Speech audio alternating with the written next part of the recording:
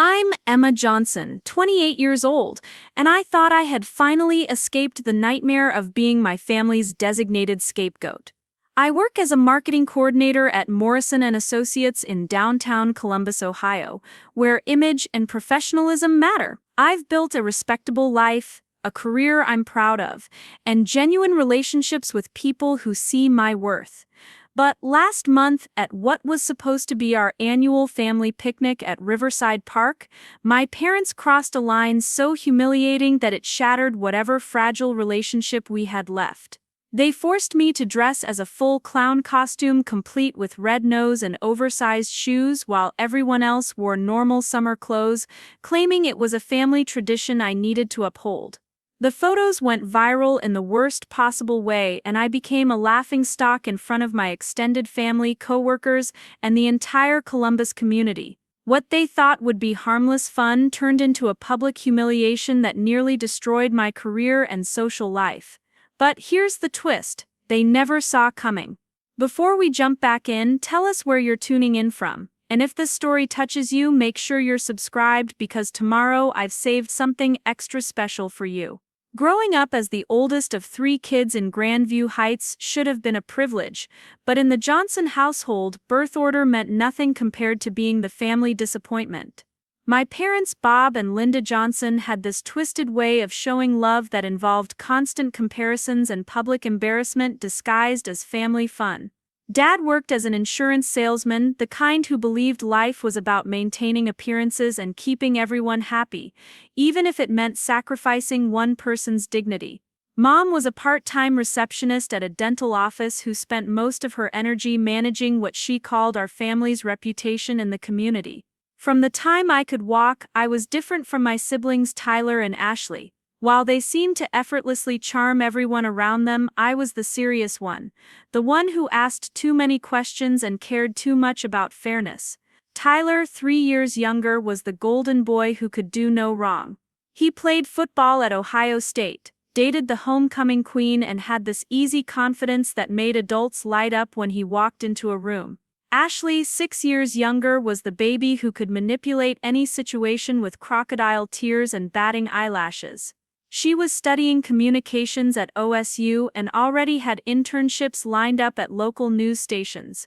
Then there was me, the responsible one who worked part-time jobs through high school, graduated summa cum laude, and built a career in marketing through pure determination. But somehow none of my achievements ever seemed to matter to my parents. Instead, I became their go-to source of entertainment, the one they could count on to be the butt of family jokes because I was too polite and too desperate for their approval to fight back. The pattern started small when I was around 8 years old. At family gatherings, Dad would tell embarrassing stories about my childhood mishaps while Tyler and Ashley's funny moments were described as adorable. When relatives visited, I'd be assigned to help in the kitchen while my siblings got to socialize with the guests. During holiday photos, I'd somehow always end up in the back or making a silly face because Mom insisted it looked more fun that way. As I got older, the treatment became more calculated. In high school, when I made honor roll every semester, Dad would mention it briefly before launching into a 10-minute speech about Tyler's latest football victory. When I got accepted to Ohio State with a partial academic scholarship, the celebration dinner somehow became focused on Ashley's upcoming Sweet 16 party. The message was clear: my accomplishments were expected, not celebrated, while their achievements were miraculous gifts to be treasured. The real turning point came during my sophomore year of college. I was working at a local coffee shop near campus trying to cover my expenses while maintaining a 3.8 GPA in my marketing program. Tyler had just gotten suspended from his high school football team for underage drinking at a party, but somehow the family crisis became about how stressed everyone was rather than his poor choices. During Sunday dinner that week, Dad announced that Tyler needed our support during this difficult time, which apparently meant I should lend him money for a lawyer to help him avoid serious consequences. I politely declined, explaining that I barely had enough to cover my own textbooks and rent. The response was explosive. Mom accused me of being selfish and unsupportive, while Dad lectured me about family loyalty and sacrifice. Tyler just sat there smirking, knowing he'd get the money from their savings instead. That night, I realized that in their minds, I existed to serve as a safety net for Tyler and Ashley's mistakes while receiving none of the benefits of being their child. College became my escape. I threw myself into internships, networking events, and building the kind of professional relationships that would help me create distance from my family's toxic dynamic.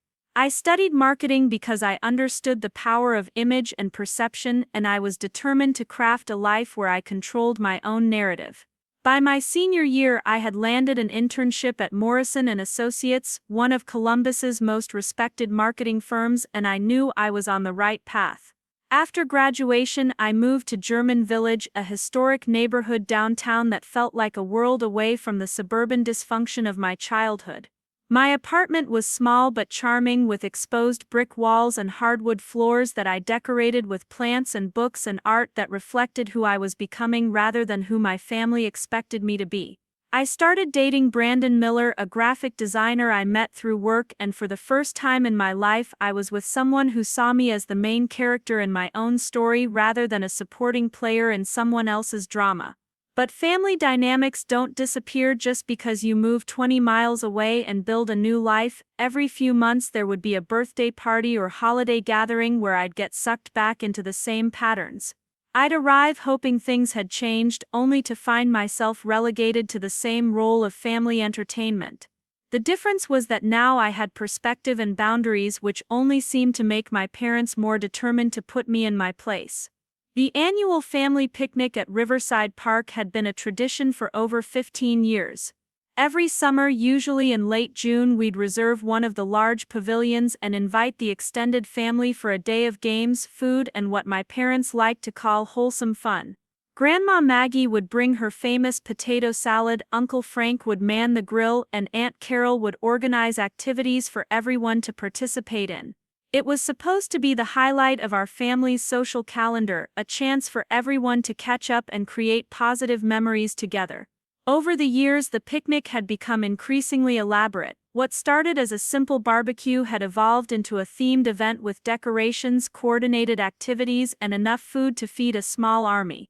My parents took pride in hosting what they considered the most fun family gathering in our extended network, and they'd spend weeks planning every detail to ensure maximum enjoyment for everyone involved. Well, everyone except me. Somehow, at every single picnic, I'd end up being volunteered for the most embarrassing activities. When I was 16, they signed me up to be the target for the dunking booth without asking. At 22, I got assigned to dress up as a mascot for the family softball game in a hot, sweaty costume that made me look ridiculous. 2 years ago, they insisted I participate in a pie-eating contest that left me covered in whipped cream while everyone else watched and laughed. Each time they'd frame it as good-natured fun, insisting that I was the best sport in the family and that everyone loved seeing me be such a good participant. But I noticed that Tyler and Ashley never got volunteered for the humiliating activities. Tyler got to be the star pitcher in the softball. Preparing and narrating this story took us a lot of time, so if you are enjoying it, subscribe to our channel. It means a lot to us. Now back to the story. Game while Ashley was assigned to take cute photos with the younger cousins. I was always the entertainment, never the guest of honor. This year felt different from the beginning.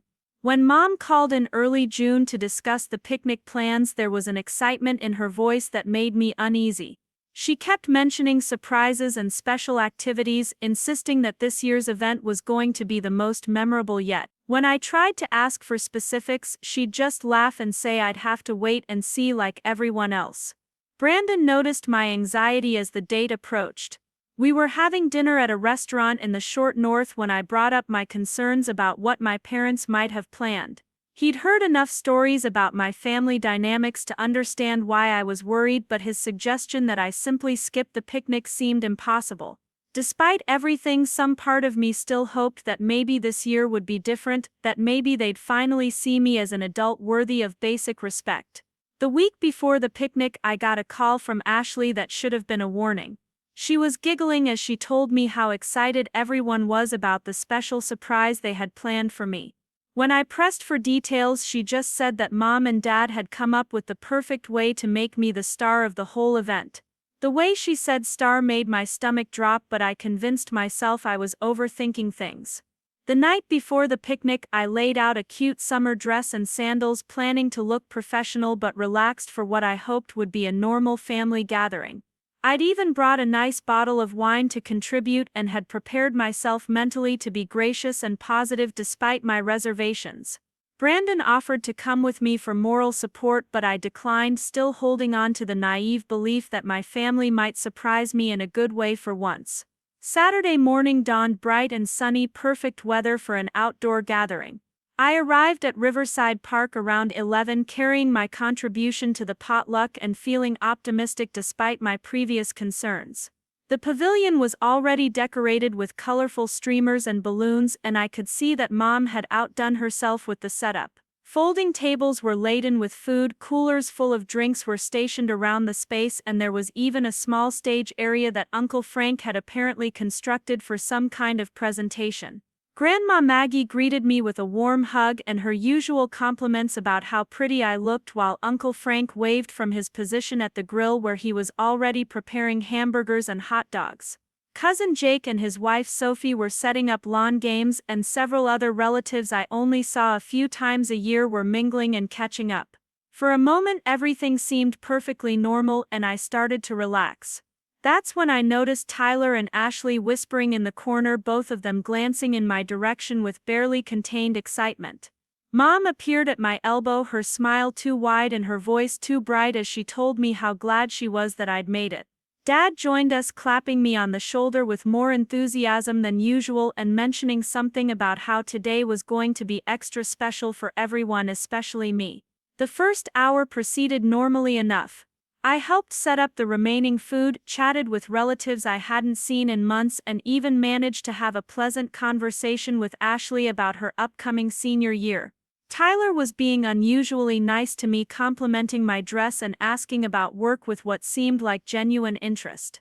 I started to think that maybe I'd been paranoid, that maybe this year really would be different. Then Mom called everyone together for what she announced was a special presentation. She and Dad positioned themselves near the small stage area, both of them practically glowing with excitement. The rest of the family gathered around, clearly in on whatever was about to happen. I found myself standing slightly apart from the group, suddenly feeling like I was the only one who didn't know what was coming. Dad cleared his throat and began what sounded like a prepared speech about family traditions and the importance of everyone participating in activities that brought joy to the whole group. He talked about how our family picnics had become legendary among our friends and neighbors, and how each year they tried to think of new ways to make the gathering even more special and memorable for everyone involved. Mom took over, her voice rising with excitement as she explained that this year they'd decided to honor our family's commitment to fun and entertainment by designating someone as the official picnic entertainer. She went on to describe how this person would lead activities, interact with the guests, and help ensure that everyone had the most amazing time possible. The role, she announced with a flourish, was perfect for someone who was creative, outgoing, and always willing to put the family's happiness first. I felt my stomach begin to sink as the pieces started falling into place. The excessive enthusiasm, the secretive planning, the way everyone kept looking at me with anticipation. Before I could fully process what was happening, Tyler appeared beside me carrying a large shopping bag with a grin that told me everything I needed to know. Mom's voice reached a crescendo as she announced that I had been selected as this year's special picnic entertainer and that they'd put together the perfect costume to help me embrace the role. The bag Tyler was holding apparently contained everything I needed to transform into the character they'd chosen for me. The family erupted in cheers and applause as Tyler opened the bag and began pulling out pieces of a complete clown costume. There was a puffy, multicolored outfit with oversized buttons and ruffles, giant red shoes that looked like they belonged in a circus, white gloves, a rainbow wig, and a bright red nose that squeaked when pressed. The costume was elaborate, expensive, and absolutely humiliating. I stood there in shock as Mom explained that I'd be spending the entire picnic in this outfit, leading games and activities while everyone else enjoyed themselves in normal clothes. She talked about how perfect I was for the role because I was always such a good sport about family activities, and how this would give me a chance to really shine as the center of attention. The extended family was laughing and clapping, clearly thinking this was hilarious and creative rather than cruel and degrading. Grandma Maggie was telling Mom how clever the idea was, while Uncle Frank was already suggesting activities the clown could lead. Cousin Jake was taking photos with his phone, documenting what he clearly saw as a funny family moment rather than a calculated humiliation. I looked around the group, searching for even one person who might recognize how inappropriate this was, but everyone seemed genuinely delighted with the plan. Ashley was filming everything on her phone, probably planning to post it on social media later. Tyler was holding up different pieces of the costume, asking which one I wanted to put on first. Mom and Dad were watching me expectantly, clearly waiting for me to express gratitude for their creative surprise and enthusiasm for participating in their vision. The silence stretched as everyone waited for my response, and I realized that this was the moment that would define not just this day but potentially my relationship with my family forever. Part of me wanted to laugh it off, to be the good sport they expected me to be, and just go along with their plan to avoid creating conflict. That's what the old Emma would have done, the people-pleasing daughter who prioritized family harmony over her own dignity. But standing there in front of 20-plus relatives holding a squeaky red nose while everyone waited for me to transform into their entertainment for the day, something inside me finally snapped. I realized that this wasn't just about a costume or a single afternoon of embarrassment. This was the culmination of nearly 3 decades of being treated as less than, of having my feelings dismissed and my boundaries ignored for the sake of other people's amusement. This was my parents' way of reminding me that no matter how successful I became or how much distance I put between us, they still saw me as their personal entertainment rather than their daughter. I looked directly at my mother and said no. The single word hung in the air like a thunderclap, and the cheerful atmosphere of the picnic shifted instantly. The laughter died away, and I could feel every pair of eyes focused on me with confusion and disbelief. Mom's smile faltered for just a moment before she forced it back into place, clearly thinking she'd misheard me. "What do you mean, honey?" she asked, her voice still artificially bright but with an edge that hadn't been there before. "Come on, don't be shy. Everyone's so excited to see you in your costume." She reached for the rainbow wig that Tyler was still holding, as if physically handing it to me would somehow change my response. I took a step backward, my voice gaining strength with each word. "I mean, no, Mom. I'm not wearing that costume. I'm not going to be your entertainment today." The clarity of my own voice surprised me.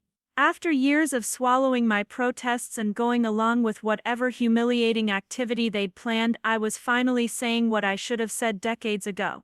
Dad's expression shifted from excitement to irritation, the same look he'd given me as a child when I'd questioned one of his decisions. "Emma, don't be difficult. Everyone's here. We've planned this whole thing around you being the clown. You can't just decide not to participate now." His tone carried that familiar mixture of disappointment and authority that had always made me cave in the past. But something fundamental had changed inside me. Maybe it was the years of building confidence in my professional life, or maybe it was finally seeing the situation clearly through the eyes of an adult rather than a desperate child seeking approval. Either way, I wasn't backing down. "I absolutely can decide not to participate," I replied, my voice calm but firm. "I'm 28 years old and I don't have to dress up as a clown just because you think it would be entertaining. This is supposed to be a family gathering, not a performance where I'm the only one required to humiliate myself for everyone else's amusement." The silence that followed was deafening. Uncle Frank had stopped flipping burgers to stare at our confrontation. Grandma Maggie looked confused and uncomfortable, clearly not understanding why I was making such a big deal out of what she saw as harmless fun. Cousin Jake was still holding his phone, though he'd stopped filming when the mood turned tense. Ashley stepped forward, her voice dripping with the condescending tone she'd perfected over the years. "God, Emma, why do you always have to make everything about you? It's just a costume. We thought it would be fun and you're acting like we're asking you to do something terrible." She rolled her eyes dramatically, playing to the audience of relatives who were beginning to murmur among themselves. That's when Tyler chimed in with his trademark smirk. "Come on, sis, you've always been the funny one in the family. Remember when you dressed up as that mascot a couple years ago? Everyone loved it. This is just the next level." He held up the oversized red shoes, waving them like they were a prize I should be grateful to receive. I felt my anger building, not just at the immediate situation but at years of being gaslit into thinking their treatment of me was normal and acceptable. That's exactly the problem, Tyler. I'm always the one who has to be the funny one, the one who dresses up, the one who gets embarrassed while everyone else gets to be normal guests at these events. When was the last time either of you were asked to put on a ridiculous costume? The question hung in the air because we all knew the answer. Never. Tyler and Ashley had never been volunteered for the humiliating activities. They'd never been made to look foolish while everyone else maintained their dignity. They were the golden children who got to participate in family events as honored guests while I was relegated to the role of entertainment. Mom's facade was beginning to crack and I could see the real anger building behind her forced smile. Emma, you're being incredibly selfish right now. We've invited the whole family. Everyone's expecting this, and you're going to ruin the entire day just because you don't want to wear a simple costume. Her voice was getting sharper with each word, and I could tell she was embarrassed that her carefully planned surprise was falling apart in front of the relatives. A simple costume? I repeated, my own voice rising slightly. Mom, it's a full clown outfit with a squeaky nose and shoes that are 3 sizes too big. You want me to spend the entire day looking ridiculous while everyone else gets to enjoy themselves normally? How is that simple or fair? Dad decided to try a different approach, switching to the guilt trip tactics that had worked so well on me throughout my childhood. Your mother spent weeks planning this, Emma. She bought that costume specially for you, and she's been so excited about making this picnic extra special. Is it really too much to ask for you to be a team player for one afternoon? I looked at him with a clarity that felt almost painful. Dad, being a team player means everyone contributes equally. It doesn't mean one person gets sacrificed for everyone else's entertainment. I contribute to these gatherings by bringing food, helping set up and participating in activities, but I draw the line at being turned into a circus act. The extended family was beginning to take sides, though most of them were clearly uncomfortable with the conflict that was unfolding. I could hear whispered conversations about how I was overreacting, how it was just meant to be fun, how I was spoiling the day for everyone, but I also noticed that a few people looked thoughtful, as if they were maybe seeing the situation from a different perspective for the first time. Aunt Carol tried to play mediator, stepping forward with her nurse's instinct for diffusing tense situations. Maybe we could modify the costume somehow? Make it less elaborate, she suggested hopefully. Or perhaps Emma could just wear part of it, like the wig or the nose, but not the full outfit. I appreciated her attempt at compromise, but I realized that this wasn't actually about the specific details of the costume. This was about a pattern of treatment that had defined my relationship with my parents for my entire adult life. Compromising on the costume wouldn't address the underlying problem, it would just enable them to continue treating me as their designated source of entertainment at future gatherings.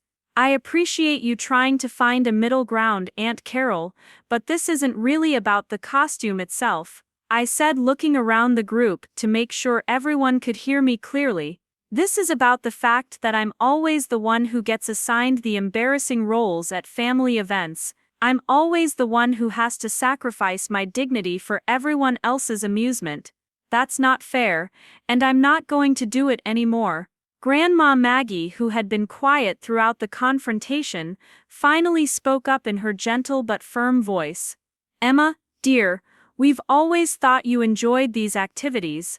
You've always been such a good sport about everything, and you seem to have fun with the other costumes over the years.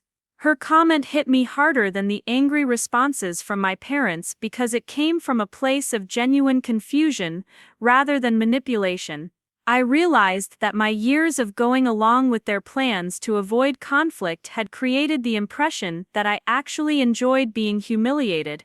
By never standing up for myself, I'd inadvertently taught them that this treatment was acceptable. Grandma, I never enjoyed those activities, I said gently. not wanting to hurt her feelings but needing her to understand the truth. I went along with them because I wanted to be part of the family, and it seemed like participating in whatever Mom and Dad planned was the price of admission, but I was never having fun. I was enduring it and hoping that maybe next time would be different. The revelation seemed to surprise several of the relatives. Uncle Frank set down his spatula and looked at me with something that might have been understanding. "Emma, if you weren't comfortable with those activities, why didn't you ever say anything before?" he asked. It was a fair question, and one that I'd been asking myself throughout this confrontation, because I was afraid, I admitted. I was afraid that if I didn't go along with what they wanted, I'd be excluded entirely. I thought it was better to be the family joke than to risk not being part of the family at all. But I'm realizing now that being treated with basic respect shouldn't be something I have to earn. Mom's mask finally slipped completely, and her real feelings came pouring out. "Oh please, Emma, you're being completely dramatic. It's a costume for one afternoon, not some grand injustice. You've always been too sensitive about everything, and now you're trying to make us look like terrible parents in front of the whole family." "I'm not trying to make you look like anything, Mom. I'm just refusing to participate in something that makes me uncomfortable. The fact that you see that as me being dramatic or too sensitive is exactly the problem." I could feel my voice getting stronger and clearer with each exchange, as if years of suppressed thoughts were finally finding their way to the surface. Ashley decided to escalate the situation, pulling out her phone and waving it at me. "Fine, Emma, if you're going to ruin everyone's fun, at least let me post about this so people can see how selfish you're being. Maybe some public embarrassment will help you realize how ridiculous you're acting." The threat of social media humiliation was clearly meant to scare me into compliance, but instead it crystallized exactly why I needed to stand my ground. "Go ahead, Ashley. Post about it, but make sure you tell the whole story. Explain that you're upset because I won't dress up as a clown for everyone's entertainment. Let people decide for themselves whether that makes me selfish." Tyler tried a different approach, switching to fake concern. "Emma, you're making this way more serious than it needs to be. We're family, we're supposed to be able to have fun together without everything turning into some big political statement about respect and dignity." He used air quotes around the last words, making it clear that he thought my concerns were trivial. "Tyler, the fact that you think basic respect is a political statement tells me everything I need to know about how you see our family dynamic," I replied. "This isn't about politics, this is about treating each other like human beings instead of entertainment options." The confrontation was drawing attention from other families at the park. I could see people at nearby pavilions glancing over at our group, clearly curious about the raised voices and obvious tension. Part of me was embarrassed to be having this argument in such a public setting, but another part of me was glad that there were witnesses to what was happening. Dad made one final attempt at asserting his authority, using the tone that had intimidated me as a child. "Emma, you're going to put on that costume, or you can leave this picnic right now. I'm not going to let you disrupt this entire day because you've suddenly decided to throw a tantrum about participating in family activities." The ultimatum was meant to force me back into line, but instead it gave me the clarity I needed. "Okay, Dad, I choose to leave." The words came out of my mouth before I'd even fully processed the decision, but as soon as I said them, I knew they were right. The shock on his face was almost comical. He'd clearly expected me to back down when faced with the threat of exclusion, just like I had countless times throughout my childhood and young adulthood. The idea that I might actually choose to walk away rather than submit to their humiliation had apparently never occurred to him. "You don't mean that," Mom said quickly, her voice betraying a hint of panic. "Emma, you can't just leave. What will everyone think? What will we tell the family? Tell them the truth, Mom. Tell them that you wanted me to dress up as a clown for your entertainment, and I decided I'd rather maintain my dignity instead." I started gathering my purse and the bottle of wine I'd brought, making it clear that I was serious about leaving. The extended family was watching this unfold with a mixture of fascination and horror. Some of them were clearly thinking I was overreacting, but others looked like they were beginning to understand the dynamics that had led to this moment. Cousin Sophie caught my eye and gave me a small nod that felt like support, though she didn't say anything aloud. Ashley made one last attempt at manipulation, her voice taking on the wheedling tone she'd used to get her way since childhood. "Emma, please don't go. You're going to ruin all the family photos, and Grandma was so looking forward to spending time with everyone together. Don't be the one who breaks up the family over something so stupid." The emotional manipulation was so transparent that I almost laughed. "Ashley, I'm not breaking up the family. I'm just refusing to be humiliated.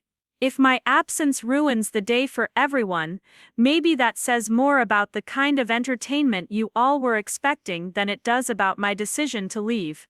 I started walking toward the parking area, my heart pounding but my resolve firm. Behind me, I could hear urgent whispered conversations as my parents tried to decide how to handle the situation. Part of me expected them to chase after me, to apologize and ask me to come back, but that didn't happen. Instead, I heard Dad's voice rising as he addressed the remaining family members. "Well, I guess Emma has decided that she's too good to participate in family traditions. Let's not let her attitude ruin the day for everyone else." His words were clearly meant to paint me as the villain in this story, the difficult daughter who had spoiled everyone's fun with her unreasonable demands. As I reached my car, I turned back to look at the pavilion one more time. The family had already started to reorganize themselves, with Mom directing people toward the food and Dad firing up his jovial host personality to get the party back on track. Tyler was putting the clown costume back in the bag, probably already planning to use this incident as evidence of my selfishness in future family discussions. But I also noticed that the energy of the gathering had fundamentally changed. The easy laughter and celebration from earlier was gone, replaced by an undercurrent of tension and awkwardness. Several of the relatives kept glancing toward the parking lot, clearly uncomfortable with how things had unfolded. Uncle Frank was standing slightly apart from the group, his arms crossed and his expression thoughtful.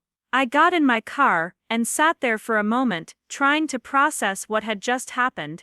Part of me felt guilty for walking away, for causing a scene, for potentially ruining what was supposed to be a fun day for the extended family.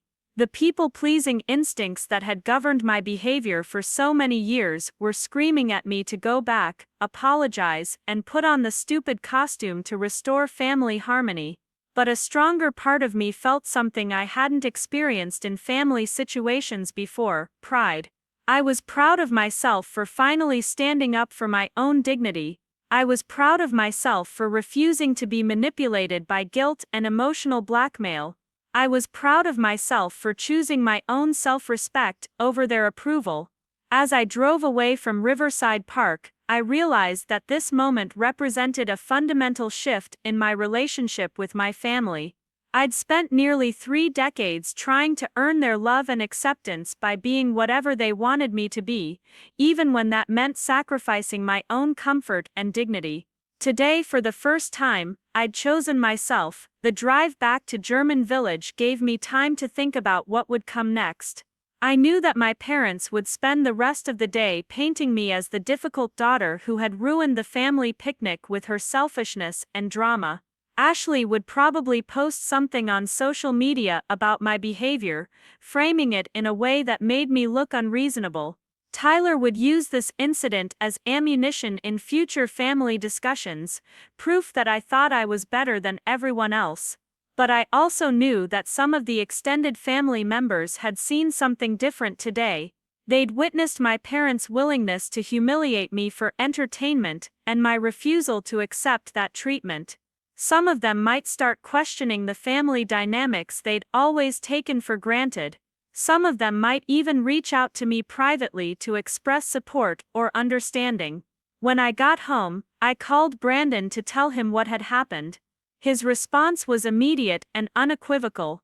"I'm proud of you, that took incredible courage, and you did the right thing." His support meant everything to me, reminding me that I had people in my life who valued my dignity and respected my boundaries. I also called my best friend Jessica, who had heard enough stories about my family dynamics to understand the significance of what had happened.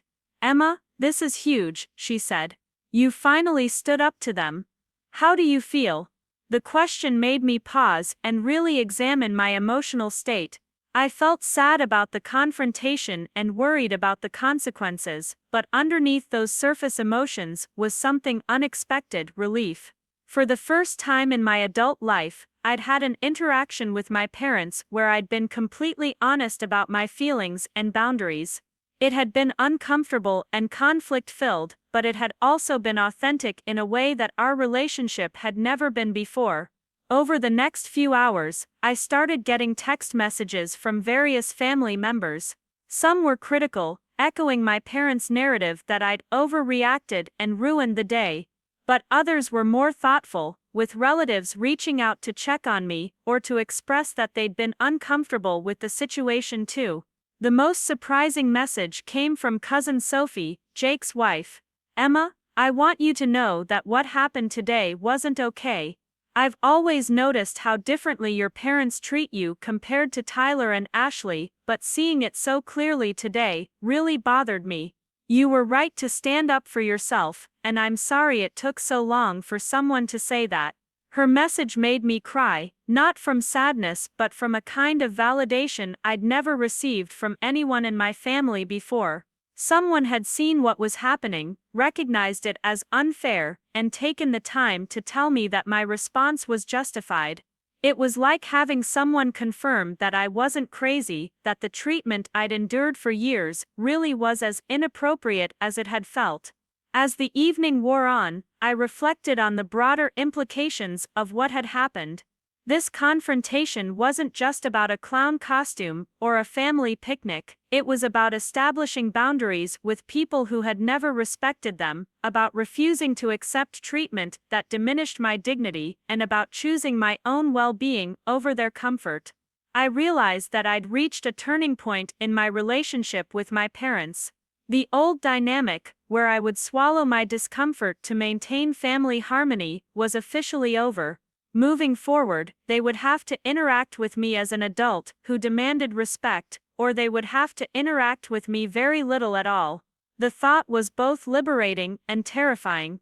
I'd spent my entire life trying to earn their love and approval, and now I was accepting that their version of love might not be something I could live with. But I was also discovering that my own self-respect and the support of people who truly cared about me were more valuable than their conditional acceptance. That night, as I sat in my apartment in German Village, surrounded by the life I'd built for myself, I made a decision.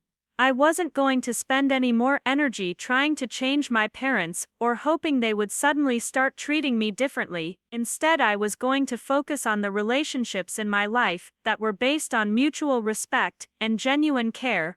It was a new chapter, and for the first time in my life, I was the author of my own story rather than a supporting character in theirs. The family picnic had been meant to humiliate me, but instead it had liberated me, and that, I realized, was the most empowering plot twist of all. The week following the picnic felt like living in the eye of a hurricane. On Sunday morning, I woke up to find that Ashley had followed through on her threat to post about the incident on social media. She'd crafted a carefully worded narrative that painted me as the selfish sister who had walked out on a family gathering because I was too proud to participate in a harmless activity. The post included several photos from previous family events where I'd participated in embarrassing activities, framed as evidence that I'd always enjoyed these things, until suddenly deciding I was above it all. The comments section was mixed. Some of Ashley's friends chimed in with messages about how family should stick together and how I seemed ungrateful. But there were also comments from people who questioned why I was always the one in the ridiculous costumes, while Ashley and Tyler appeared in normal clothes in every photo. A few people even pointed out that being forced to dress as a clown for other people's entertainment didn't actually sound like harmless fun. I chose not to respond to the post directly, knowing that engaging would only escalate things. Instead, I focused on responding privately to relatives who had reached out with supportive messages. Cousin Sophie sent me a longer text explaining that she and Jake had talked about the incident for hours after the picnic ended, and they'd both agreed that my parents' behavior had been inappropriate. Uncle Frank sent me a message on Monday afternoon that surprised me with its thoughtfulness. He wrote that he'd always assumed I was okay with the special roles I'd been assigned at family events because I never complained, but watching the confrontation unfold had made him realize how much pressure I must have felt. He apologized for not speaking up and said he hoped I'd still consider attending future family gatherings, though he understood if I needed space. Tuesday brought different fallout. One of my coworkers from a different department had tagged me in a comment on Ashley's post. During my lunch break, I discovered that several people from my professional network had somehow found the post and were reading about my family drama. My stomach sank as I realized the conflict was bleeding into my work life. Jessica found me in the break room, looking stressed, and immediately asked what was wrong. When I explained about the post reaching my coworkers, she got angry on my behalf. "That's completely inappropriate. Your sister is trying to damage your professional reputation because you wouldn't dress up like a clown. Does she not realize how insane that sounds?" That afternoon, my boss Mr. Kim called me into his office. My heart was racing as I walked down the hallway, convinced he was going to address the social media situation. When I sat down, he looked at me with an expression I couldn't quite read. "Emma, I want to talk to you about something that's come to my attention. Several people in the office have mentioned seeing some posts online about a family situation you're dealing with. I want you to know that your personal life is your own business, and as long as it doesn't affect your work performance, which it hasn't, the firm has no concerns." I felt relief wash over me, but Mr. Kim wasn't finished. "However, I also want you to know that if you're dealing with a difficult family situation that's causing you stress, we have resources available through our employee assistance program." His kindness caught me off guard. "Thank you, Mr. Kim, I appreciate that more than you know." The fact that he'd approached the situation with concern, rather than judgment, meant everything. Wednesday brought the confrontation I'd been dreading. Mom called me during my lunch break, and after a moment of hesitation, I answered. Her voice was cold and clipped. "Emma, we need to talk about your behavior at the picnic. Your father and I have decided that you owe the entire family an apology for the scene you caused." I took a deep breath. "Mom, I'm not going to apologize for refusing to dress up as a clown. What you and Dad did was humiliating, and I had every right to say no." Her response was sharp. "It was supposed to be fun, Emma. Everyone thought it was a creative idea, and you turned it into some kind of statement. You embarrassed us in front of the whole family. Mom, you tried to humiliate me." In front of the whole family first. The only difference is that you expected me to go along with it quietly like I always have. There was a long pause. When Mom spoke again, her voice had shifted to manipulative. "Your grandmother was very upset by the whole situation, Emma. She spent the rest of the day asking why you left. Is that really what you wanted? If Grandma Maggie is upset, maybe you should explain to her why I left. Tell her that you wanted me to spend the entire day dressed as a clown while everyone else wore normal clothes." Mom's voice rose with frustration. "You're being incredibly stubborn about this. It was one afternoon, one costume, one small thing we asked you to do for the family. Mom, I'm not going to keep having this conversation.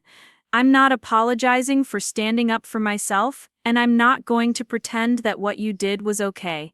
If you and Dad want to have a relationship with me moving forward, it's going to have to be one where you treat me with basic respect." The silence that followed was heavy. Finally, Mom spoke again, her words calculated to hurt. "Fine, Emma, If that's how you feel, then maybe you need some time away from the family? Don't expect an invitation to the 4th of July barbecue next month. The threat of exclusion was meant to scare me into backing down, but instead it felt like confirmation that I'd made the right choice. That's your decision to make, Mom. She hung up without saying goodbye, and I sat there processing what had just happened. My mother had essentially given me an ultimatum: submit to their treatment or be cut off from the family. That evening I met Brandon for dinner. As we sat over pasta, I filled him in on the phone call with Mom and the ongoing fallout. He listened carefully, his expression growing more serious. "Emma, I need to say something. I've been watching you deal with your family's treatment for the entire time we've been dating, and it's been really hard to see someone I care about being treated so badly by the people who are supposed to love her most." I nodded, curious about where he was going. What happened at the picnic was a breaking point, but it wasn't the actual problem. The problem is that your parents have spent your entire life treating you like you exist to serve their needs and entertain their guests. His words hit me with the force of truth I'd been avoiding. I know, I think I've always known, but it's hard to accept that your parents might not actually be capable of loving you the way you need to be loved. Brandon reached across the table and took my hand. You deserve to be in relationships where you're valued for who you are, not for how entertaining or useful you can be to other people. Thursday brought an unexpected development. I received an email from Aunt Carol asking if we could meet for coffee. I agreed to meet her on Friday afternoon at a cafe near Franklin Park Conservatory. When I arrived, Aunt Carol was already there with 2 cups of coffee waiting. She greeted me with a hug, and we settled into a quiet corner.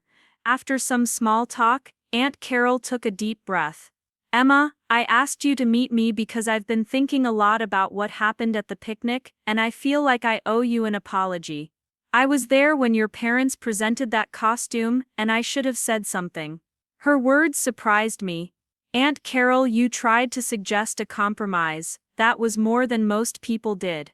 She shook her head. "A compromise wasn't what the situation needed. What it needed was for someone to stand up and say that the whole plan was inappropriate from the start. I've watched your parents treat you differently than Tyler and Ashley for years, and I've told myself it wasn't my place to say anything." I felt tears starting to form. "Why are you telling me this now?" Aunt Carol squeezed my hand. "Because after the picnic, I went home and talked to Frank about all the family gatherings over the years. We started really looking at the patterns, and we realized that you've been put in uncomfortable positions at almost every single event. Emma, honey, you shouldn't have to earn your place in this family by being the entertainment." We talked for over an hour with Aunt Carol sharing observations about family dynamics she'd never voiced before. Before we parted, she made me promise to stay in touch regardless of what happened with my parents. "You're part of this family, Emma, and that doesn't change just because Bob and Linda are being stubborn." Over the weekend, I received a surprising phone call from Grandma Maggie asking if I could visit on Sunday afternoon. I drove to her house feeling nervous but hopeful. After some tea and small talk, she looked at me seriously. "Emma, I want you to tell me what really happened at the picnic. Not your parents' version, but what you experienced and why you left." So I told her everything. When I finished, she was quiet for a long moment. "I need to tell you something. Your father has always struggled with showing affection in healthy ways. When he was growing up, my husband used to make him the center of jokes at family gatherings, thinking it would toughen him up." She paused, her eyes distant. "I didn't stop it because I thought maybe my husband was right. But what I see now is that Bob learned to do the same thing to you. He doesn't know how to include you in the family without making you the source of entertainment, because that's the only model he had." The revelation shifted something in my understanding. "Do you think they'll ever change, Grandma?" She considered carefully. "I don't know, honey. Change requires people to recognize that their behavior is hurtful and to be willing to do the hard work of developing new patterns. What I do know is that you can't wait around for them to change before you start living your life on your own terms." As the first week after the picnic came to a close, I found myself in a strange emotional space. I'd established a boundary with my parents that would fundamentally change our relationship. I'd gained support from unexpected sources. And I'd opened potential dialogues that might or might not lead anywhere productive. Monday morning brought yet another development. I arrived at work to find an email from Ashley in my inbox. The subject line read, "We need to talk," and my stomach dropped as I opened it. But instead of the angry accusations I expected, the message was surprisingly subdued. Ashley wrote that she'd been thinking about the picnic and the aftermath, and she wanted to understand why I'd reacted so strongly to what she'd seen as a harmless activity. She mentioned that several of her friends had questioned her version of events after seeing the photos she'd posted, with some pointing out that I was always the one in embarrassing costumes while she and Tyler looked normal. She didn't apologize exactly, but she expressed confusion about why I felt so strongly about the situation and asked if we could meet to discuss it. I stared at the email for a long time, trying to decide how to respond. Part of me wanted to ignore it, convinced that Ashley was just looking for ammunition to use against me in future family arguments. But another part of me wondered if this might be an opportunity for genuine communication, a chance to help my sister understand dynamics that she'd been shielded from experiencing herself. After thinking it over for most of the morning, I wrote back suggesting we meet for lunch on Wednesday. I wasn't ready to forgive or forget, but I was willing to have a conversation if Ashley was genuinely interested in understanding my perspective. Tuesday afternoon, I had my first appointment with Dr. Patricia Wells, the counselor from the Employee Assistance Program. Her office was in a quiet building downtown, decorated with calming colors and comfortable furniture that immediately put me at ease. After introductions, she asked me to tell her what brought me in. I found myself pouring out the story of the picnic, but as I talked, it became clear that the clown costume was just the tip of a much larger iceberg. Dr. Wells listened attentively, occasionally asking clarifying questions but mostly letting me speak without interruption. "Emma, what I'm hearing is that you've spent most of your life trying to earn love and acceptance from people who have very conditional ideas about what you need to do to deserve those things," she said when I'd finished. "And at the picnic, you finally reached a point where the cost of their acceptance became higher than you were willing to pay."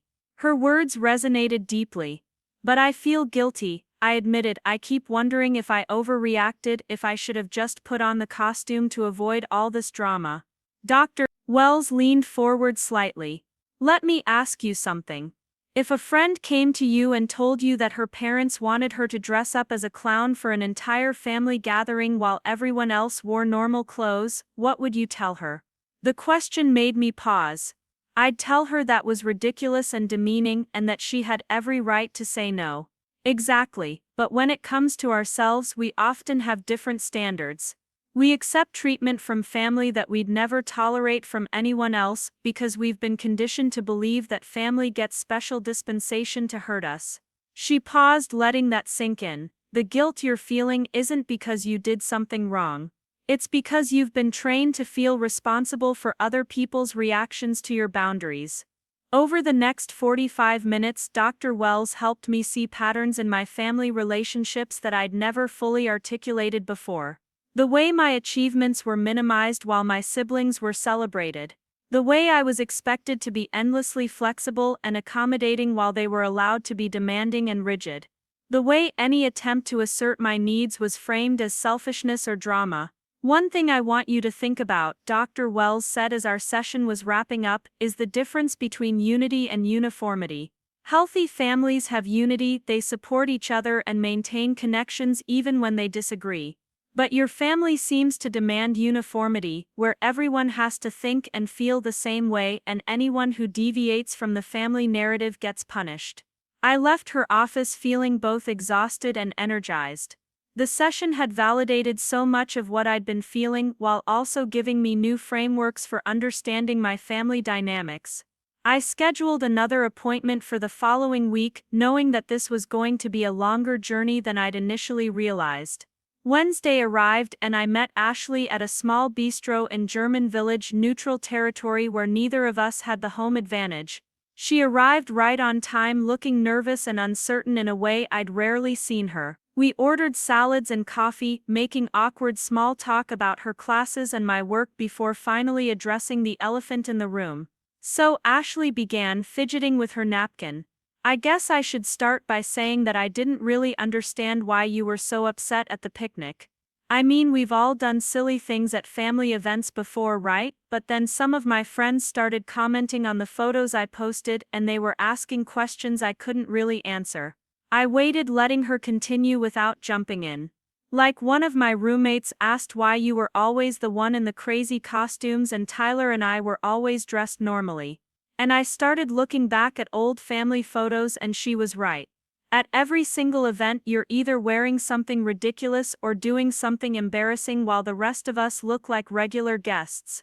She looked up at me and I could see genuine confusion in her eyes. I never noticed it before, Emma.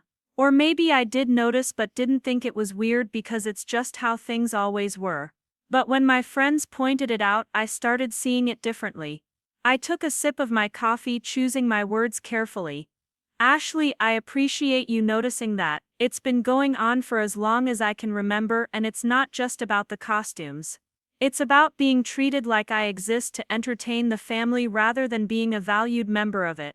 She nodded slowly. Mom called me last week and told me I should take down the post about the picnic. She said it was making the family look bad and that people were getting the wrong idea. But I told her that people were just seeing what actually happened and maybe if she didn't like how it looked, she should think about why. The fact that Ashley had stood up to Mom, even in this small way, surprised me. How did she react to that? Ashley rolled her eyes. She got mad and said I was being influenced by my liberal college friends who don't understand family values.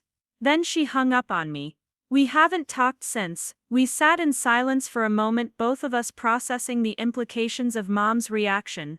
Ashley looked uncomfortable, like she was struggling with something she wanted to say but wasn't sure how. Emma, I need to tell you something and I'm not sure how you're going to take it, she finally said. Growing up, Mom used to tell me and Tyler that you were the strong one, the one who could handle anything. She'd say that you didn't need as much attention or support because you were naturally more independent and capable. She paused, her voice getting quieter. I think I believed her because it was easier than admitting that you were being treated unfairly. If you were just naturally different, then there wasn't anything wrong with how things were. But I'm starting to realize that maybe you weren't naturally independent, maybe you became that way because you had to be. The admission hit me harder than I expected. All those years, I'd thought my siblings simply didn't care about the differential treatment, but maybe they'd been fed a narrative that justified it in their minds. Ashley, I became independent because I learned early on that I couldn't rely on Mom and Dad the way you and Tyler could. Every time I needed something, I was told to figure it out myself because I was capable. But when you or Tyler needed something, the whole family mobilized to help. Ashley's eyes were getting teary. I'm sorry, Emma, I should have noticed. I should have said something. I was so focused on my own stuff that I never really thought about how different your experience was from mine. Her apology felt genuine and I realized that my relationship with Ashley might actually have a chance at becoming something healthier if she continued on this path of awareness. I appreciate you saying that, and I appreciate you meeting me today to talk about it instead of just defending Mom and Dad. We talked for another hour with Ashley asking questions about specific incidents from our childhood and me sharing my perspective on events she'd never questioned before. It wasn't a complete reconciliation, but it felt like the beginning of a more honest relationship between us, one based on seeing each other clearly rather than accepting the roles our parents had assigned us. As we were preparing to leave, Ashley looked at me seriously. What are you going to do about Mom and Dad? Are you just never going to talk to them again? I considered the question carefully. I don't know yet. Right now they're not willing to acknowledge that their behavior was hurtful and they want me to apologize for standing up for myself. Until that changes, I don't see how we can have a healthy relationship. I'm not going to keep accepting treatment that diminishes my worth just to maintain a connection that's been damaging me for years. Ashley nodded, seeming to understand even if she didn't fully agree. For what it's worth, I think you did the right thing at the picnic. It took courage to walk away, and I don't think I could have done it. As I drove home that afternoon, I felt something shifting inside me. The conversation with Ashley had given me hope that not all my family relationships were beyond repair. She was young enough and self-aware enough to recognize problematic patterns and to want to do better. That didn't erase the years of being dismissed or the pain of being treated as lesser than, but it offered a glimpse of what family relationships could look like when built on honesty and mutual respect. What I knew for certain was that I'd crossed a threshold I couldn't uncross. The old Emma, the one who would have put on the clown costume to avoid conflict, was gone. In her place was a woman who understood her worth and was willing to protect her dignity even when it cost her family approval. That transformation was uncomfortable and sometimes painful, but it was also necessary and ultimately liberating. The journey wasn't over. I still had to figure out what my relationship with my parents would look like moving forward, or if there would even be a relationship at all. I had to continue working with Dr. Wells to understand the deeper patterns and heal from years of conditional love.